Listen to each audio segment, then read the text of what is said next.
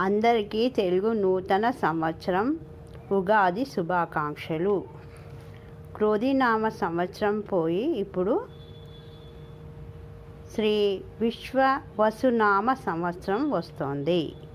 ఈ ఉగాది నుండి తెలుగు సంవత్సరం పేరు శ్రీ విశ్వవసునామ సంవత్సరము. మనము కొత్త సంవత్సరం వచ్చిందంటే ఏదైనా ఒకటి చేయాలి అన్న తాపత్రయము ఉంటుంది కదా ఫ్రెండ్స్. కాబట్టి ఏదైనా చేయాలని అనుకోవడమే కాదు, దానికి గట్టి సంకల్పం చేసుకొని చేస్తే అది కంపల్సరీ సక్సెస్ అవుతుంది. కంపల్సరీ అది నిజంగా అయ్యి తీరుతుంది.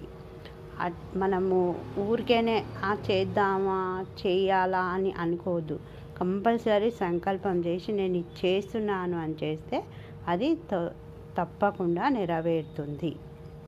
మా వ్యూవర్స్కి, మా సబ్స్క్రైబర్స్కి అందరికీ తెలుగు నూతన సంవత్సర శుభాకాంక్షలు.